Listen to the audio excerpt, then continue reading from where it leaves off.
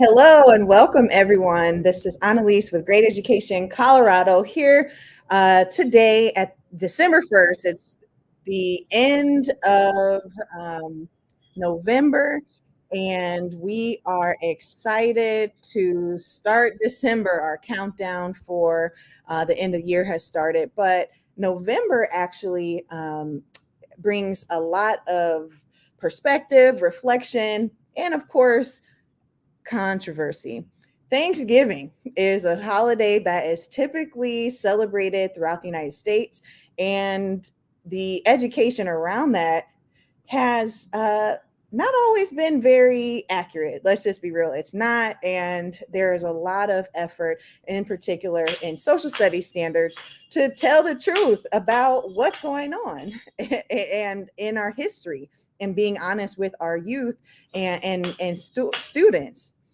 So we at Great Education Colorado had a conversation internally that we wanted to bring more to the masses and our followers. It began as a conversation on whether or not, or exactly how, we should acknowledge Native American Heritage Month. And if you receive our newsletter, you did probably get a little blurb with a number of resources. So check your email and look forward to the resources being published on our website later. But we wanted to make sure we could have this conversation externally. And so one of our efforts is to bring in experts in the matter, but also experiences. If we're not representing the communities or the issues accurately or comprehensively. So I am excited to bring up none other than Simon Moya Smith. He is gracing the internet in the GEC world with his knowledge, passion, and humor. So with no further ado, Simon Moya Smith. Hey, Hi, Simon, how are you? I'm doing well. How are you? I'm really excited to have a conversation with you. And I know that you're a journalist, a CNN analyst, a professor. You identify and represent for your community as a Chicano and Native Indigenous person in the United States, right? And so Mhm. I would love for you to give your title and your affiliation and share with us just your connection to and passion to Native history and Indigenous peoples. Okay, yeah. Well, thank you for having me. First and foremost, I am Indigenous. I'm Indigenous north of the white man's border and south of the white man's border. My mom is Chicana and my dad is Oglala Lakota. I'm enrolled on the Pine Ridge Reservation. That's in South Dakota. That's how I identify. When usually we people have a little bit of confusion when they meet an indigenous person because there's so many ways, right? You could say American Indian, you could say Native American, and ultimately it's up to the indigenous person to decide what they want to be referenced as or how they want to identify. But we prefer indigenous unless you know our tribe. Unless you know that Simon, here's Simon, he's Oglala Lakota, or here's Ali. Ali is Dene, or you want to at least acknowledge their nation and tribe if you know what it is. But indigenous is the best way to go about it. I guess professionally, I don't know. It's like a bullshit hunter, I guess, or I that's kind of what I do. I call out a lot of the lies and bullshit, which is, and by the way, you guys are educators. There's a difference. Lies and bullshit are different, and it's actually a really good book. I think the last name was Frankfurt, and it comes out of Princeton, and it's called On Bullshit, and it's a study of the difference between lies and bullshit. See, a lie is when you know the truth, but you present false information, right? You're concealing the truth. Bullshit is when you pretend to know the truth, right? Why is the sky blue? And they're like, oh, geese farts. Like, no, that's okay, bullshit. You don't know. So those are very different things. So I try to delineate and try to demonstrate the lies and the bullshit in the American narrative. And especially when it comes to indigenous people, because there's so much. There's so much stereotypes about us, so we're always trying to dispel those. But one of the stereotypes I think as Indigenous people we don't get is that we're patient people. We get the same questions that my grandfather received back in the 60s and 70s. We still get the same questions. Do you live in a teepee? Why is your hair short? Why are you so handsome? Things like that. But it's still one of those things that we have to exercise our patience with, because everybody, it seems for decades, white folks in particular haven't shared this information. They ask us the questions and then they just keep it for themselves, which obviously is super selfish and would help us if they shared the information. But one of the things I always encourage educators to do is to involve, bring in Indigenous people. We are the smallest racial minority in our own ancestral land. Human history began with us on this continent. But when you look into many different spaces, especially diversity lists, you have Black, Latino, Asian, and then sometimes they'll just say other, right? And CNN even did that. They put us down as something else back, I believe it was a couple of years ago during the election, and they just had us on that diversity list as something else. So we're often canceled out of the conversation. We're not really brought in to the conversation. But again, it's because we have two things going against us. Wannabeism is a big thing. And it got a little bit worse, or maybe a lot worse, with 23andMe and Ancestry.com. People wanted to know if they were Native American. And then they started a parade and run around like they were Native. And that's not how that works. Your community isn't in your saliva. Your community is here around you, your family, your friends, powwow culture. It doesn't really matter on the res, off the res, at the university with student organizations. But when you have people who go and do 23andMe and all of a sudden they just go, well, I'm 1/16th Cherokee, and say, holy shit. Well, first off, you can't learn if you're 1/16 Cherokee from 23andMe. And also we have to deal with the Cherokee princess. Folks, there's no such thing as a Cherokee princess. There was a level of monarchy down in Mexico, the Aztecas, right? That's Moctezuma. He was the 9th emperor of the Aztec people before Hernan Cortez came over and did his horrible thing to the indigenous people there, right? In the name of land and gold and God. But we usually go against professors, teachers, bosses who all claim to be Native, or if they don't, we're not even in the discussion. So it's imperative that folks include Indigenous people in the discussion, and especially like in November. Native American Heritage Month is a great time to do it, but any time of the year, really any time. Right, because you're existing every Yeah. single day of the year, and the history is threaded throughout the establishment of the United States in general. So it can be brought into conversations all the way down to taxes, I'm sure. And Oh yeah. Well, a lot of people believe we don't pay taxes. That's another thing. They think we go to school for free. They think we go to college for free. They think that we're all. Here's this one. This one drives me nuts. They think that we're all rich from casinos, or we are abjectly poor, and nowhere in between. Right. The reservations and the poverty on reservations, but then also the wealth from casinos, and not every nation or tribe has a casino. But yes, everybody, Indigenous people pay taxes. Yes, we have to pay our student loans back, just like everybody else. I think we're all holding out for that one, though. Yeah. Come on through, Biden. I'm serious, man. Columbia wasn't cheap. No, exactly. And, you hit on a number of points, and I want to string it back to where Great Education Colorado's internal conversation was about recognizing the contributions and the history and the harm that was done, to, in particular, Indigenous people in the United States. And there were some connections made to other world events happening currently.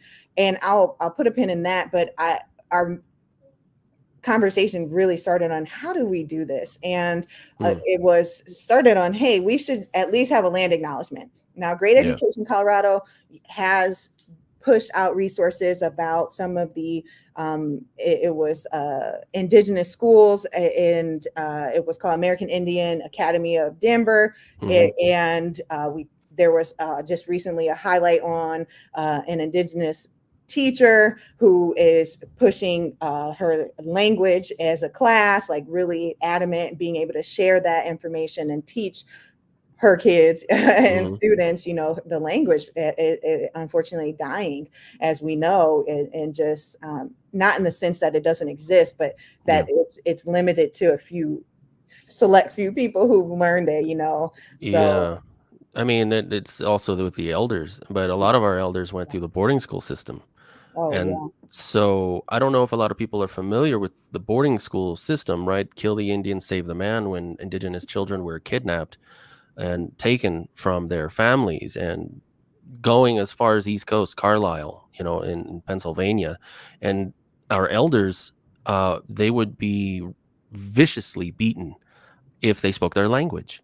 So one of my elders, Ruby Left Hand Bull, she is my cousin, but she won't speak Lakota anymore, our language, because it's too traumatic. She went through the boarding school system where they would pierce the children's tongues with needles from top and through, all the way through if they were caught speaking their languages. Mhm. That's why we're finding a lot of unmarked mass graves of Yeah. indigenous children outside of these Catholic / United States, run boarding schools in Canada and the United States, in particular. But the language there's a language revitalization that's happening right now that is really important because there's so much wisdom in our languages, but certain things don't translate. So, like for example, in Lakota, we don't have a word for please, because if you're gonna ask for something, you're already doing that humbly. We don't have a word for goodbye. We have toksha ake, and that just means see you again, because it's our belief that, okay, I'll either see you in this life or I'll see you in the next one. So we're going to see each other again at some point. So there's no such thing as a goodbye. So language revitalization is something that's happening right now. But going back to land acknowledgements, um, yeah, land acknowledgements are okay. I appreciate that, but I also have a problem with it because, as you mentioned and as we discussed, Annalise, is that land back is much better, right? It's to acknowledge the fact that the land is stolen and then just stand there on it and not give it back. It's kind of shitty when you think about it. That's kind of like somebody's grandfather stole a bike from your grandfather, and you're there, it's tangible, you see it, and he's apologizing, and then you're like waiting for him to give it back, and he's like, no, I just wanted to acknowledge and apologize, and then he rides away with it. And that's what land acknowledgement kind of is. But I think it is important to acknowledge land. Okay, so Colorado specific, right? That's the Ute people. That's going to be Arapaho and Cheyenne in particular, but also those of, like, even my tribe. We would come into what was now the Denver area to trade with the Arapaho and the Cheyenne. So I think if with a land acknowledgement, it starts the conversation of like, why aren't they here anymore? And that's what needs to be discussed. Why are the Arapaho and Cheyenne not in downtown Denver anymore? And why aren't they even visible? Like, you can't go into Cherry Creek, you can't go to Arvada, you can't go to Edgewater, anywhere and see like an Arapaho Cheyenne community thriving. Why is that? And I think that's the discussion that needs to be had in these educational spaces, because it is 100% racist. It is it's because of racism, ethnic cleansing, and also because we weren't Christian, and they just wouldn't take it that we weren't, the way we wouldn't convert. We're just kind of like, cool, your Jesus sounds dope, but you guys don't act like him. You guys are not demonstrating why we should be Christian. If anything, you're showing us why we shouldn't. And so, on the whole, a lot of indigenous folks aren't Christian. I'm not. And I think it's as a result of all of the trauma that our family has experienced. And it's kind of culpability. It's kind of like, it leaves a bad taste in my mouth to even discuss some of the things that the Catholic Church has done and is still doing. So in short, land acknowledgement is a start, but land back is the Much better. ideal and much better, because it is a true reparation and is a Yeah. true restoration, Well, you can't even truly restore. Let's be real. Yeah, Like not all. you Yeah, really can't at this point, even based on the fact the cities you named and areas and the removal of the indigenous tribes there, yeah. so you can't really restore fully. But Mm-mm. something that came up, in our research internally is, hey, there are students who have attended the American Indian Academy of Denver, Hmm. and it closed Yeah. because of enrollment, and that's based on obviously the law, the policies, expectations, numbers, money, funding, Yeah. and not necessarily focus. It didn't prioritize necessarily the fact that there were youth who wanted that and needed that Yeah. space to Yeah. learn about their own histories and feel accepted. Where I do recall kids being teased when they had their last names were Oh, connected to their tribes, yeah. and so it was like two words that you wouldn't typically hear together, and so Yeah. um I remember those kids really suffering and their parents having Oh, to yeah. and And it I goes the other way around too, like, if you don't have an Indian name, meaning, like, you every family does, like, yeah, my family, Wakashnapi, and also, so Wakashnapi is on my grandmother's side, but our family name would be, Can't Shoot Straight. That's one of ours, and the other one is Tutu or Numpala, that means, looks twice or hears twice or okay, so but you get, like, "Why is your last name Moya Smith?" Like, "Have you heard of colonization? Do you know that's why a lot of indigenous folks don't have our names anymore? It was a part of that whole whitewashing and assimilation, forced assimilation. So yeah, kids get picked on for either having the name or not having the name. and that's real. Oh yeah, Yeah. if you're indigenous enough, and don't even talk about looks. Oh yeah. That's a whole nother conversation, but Oh yeah. it does impact, like if you don't fit a stereotype, Yeah. people think you're not representing, or unfortunately we have folks who are ambiguous looking, and Yeah. they may have the 16th of a Oh 6, yeah. Yeah. and so they hold on true to that, and Yeah. have no knowledge of, unfortunately, their real connections. And Mhm. so definitely important to provide that whole perspective on the Oh yeah. experiences the folks have. And when we talked about land acknowledgement, land back is better. And Mhm. Mhm. for a nonprofit institution that is education based, you also highlighted bring in an expert. And I Yeah. guess here's the word that comes up a lot: performative. So land back is Yeah. often given, yeah, it's performative. I have no connection to this. We're just kind of doing this just to say we did it. And I'm like, well, you want to show consistency so you can Right. avoid that performative. Like, so you got to start somewhere, Sure. and incorporate, like, you, to your point, the actual people of the community, Right. but resources, education, and hopefully a space created that you can ask questions in a way that doesn't um, tokenize either. Yeah. Yeah. That's another one. Yeah. Yeah. So how do you deal with that part of the conversation if folks are like, well, this is all still performative? Even why do we even need a month? I mean, I think, for indigenous people, when they do the land acknowledgments, and at that point, we're okay, like, cool, thank you. Now what? Like, what's your next thing that you're gonna do? You can't just say, here's the stolen bike that my grandfather stole from your grandfather. Sorry, and write away on it. There's got to be more to it. So if you're going to acknowledge that Denver specifically is Arapaho and Cheyenne territory, what are you doing to include the Arapaho and Cheyenne in your education, in maybe a syllabus or in your studies or what the students are reading?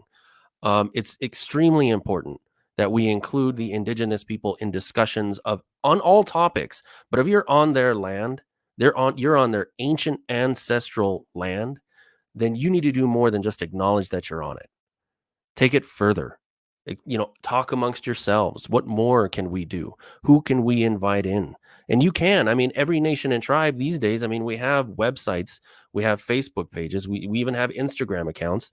So this idea of that we're so far away and so disconnected isn't true anymore. I mean, that was the idea of reservations, right? Reservations, a lot of them were first established as prison camps. Mine is Prison Camp 334, and it's the Pine Ridge Reservation. A lot of people don't know that. But the idea originally was to remove indigenous people from white people and just kind of like that solved the Indian problem, right? But now with social media and the internet, it has that's no longer the thing. You can call, you can text, you can send a DM to a nation or a tribe or a person and have them come and help you with your curriculum, talk to your students, do something more than just saying we're on stolen native land. Let's just keep going. Yeah, we did our part. Don't do No, that. you know what? You've actually supported great education in Colorado in the past, and Hmm. the Colorado state standards. I made sure to reach out to you Hmm. to. At the time, you were also teaching a course, that Yeah, had students, in a space. Was it your journalism class you were teaching? it was either my journalism class or in indigenous studies. Yeah, It so was one either of one of those I bridged those is two yeah. together. Yeah. Yeah, and your contribution was necessary because you were able to streamline focus on, hey, what is, your community, like what is being said or being removed, Yeah. and then also comprehensively, like how does it even fit in, like what is the goal. And so I just want to also say thank you for Oh yeah. being a willing partner in that effort, and Oh behind the hey, scenes, you didn't get credit for doing that, but that's all right. you contributed to the commentary. And I know that it went a long way. And we did have to fight actually a lot for the standards that were Yeah. suggested to actually be sustained. And now we're fighting, and I shouldn't say fight, but we're monitoring closely the implementation of those standards and making Yeah. sure that folks have the resources to be able to be the teacher to teach the truth, and the comprehensive histories of all the folks who have contributed to building up the United States or tearing down Yeah. Yeah. whatever part they played, or their ancestors played. I'm going to give the screen a little to you more, and I would love for you to share some upcoming projects. How can people reach you? You're DMable, like how Slide into can my DMs. Okay. Yeah. yes. Well, I'm not going to say, look, for educational resources only. Or anything really. I mean, Yeah. honestly, a lot of people just they need they've never met an indigenous person before. At least not more than, the uncle that says, we're 116 Cherokee, that one. But people have genuine questions. And I want to offer that to people. I mean, if you have a genuine question and you're really curious, I'd rather the truth and have the facts than, labor under certain delusions, because that harms not just my tribe, it harms all indigenous people all over. This is what we call Turtle Island, what is Mexico, the US and Canada, all the way up in Alaska. So I guess you guys can tune in every Thursday on Sirius XM, channel 127. We have a segment where it's just myself and another indigenous person, Julie Franchella, who is Ojibwe, and you guys can listen to us talk about things that are happening now. You can hear us answer basic questions. Like, again, we have, and people call in. You can call in and ask your question during the show every Thursday. And it's Mountain Time, it's 8 p.m. 8 p.m. every Thursday, channel 127. And that's an opportunity for you to listen to what our responses to things that are happening that are, just name it, just like that little kid who was just accused of blackface wearing a headdress. And we had to talk about that. We had to explain to them, okay, yeah, that is racism. That's dehumanization. No human being should be a mascot. And the commodification and dehumanization of indigenous people should never happen. And teaching a child that that's okay to play another race, that's also wrong. So you can hear us on that program. Also, you'll see my stuff. I will write for New York Magazine. So if you want to follow me on Instagram, it's Simon Said Take a Pic. I was recently encouraged to get back onto Twitter or X. I don't even know what it's called anymore, but you can go there, Simon Moya Smith, and you'll find a lot of my work and me usually pissing somebody off. Did I spell it right? Simon said, take a Simon pic. said, take a pic. Yep, that's Instagram. Yes. All right. In the comments, I'll actually post your recent article from Perspectives. Oh, And yeah. literally, to give connections, things that you've written about. Cool. You talk about how Indigenous folks call it Thanks-taking and the National Day of Mourning. And just you hit on a lot of things. We are still here. Like that is also something when we've chatted, is another problem. Folks act as though Native Indigenous folks are not here.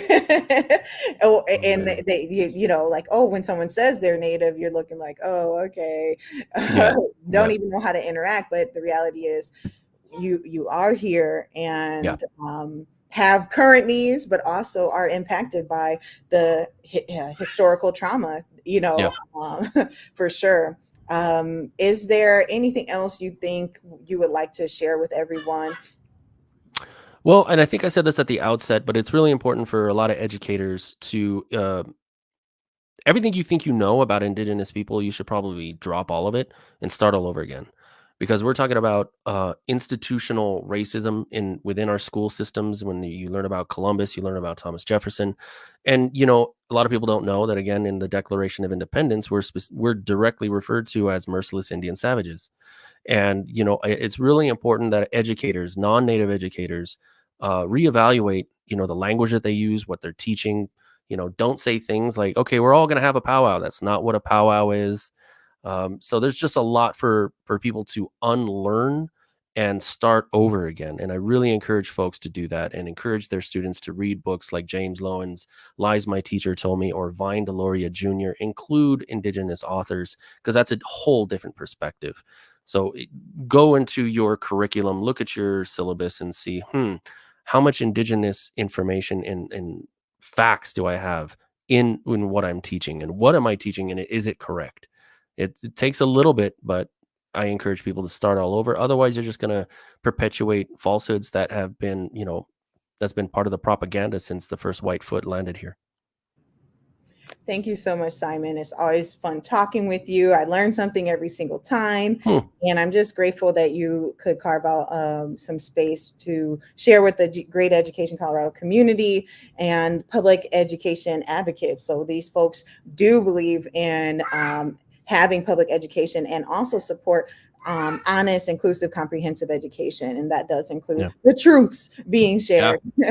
So I'll be making sure this is on our YouTube and our Facebook page. A couple clips will show up on our Instagram as well. And so I'm really grateful again for your time, and thank you for sharing where we could hear more from you, and hope you have a great weekend. Yeah, you too. Thank you very much. I really appreciate it.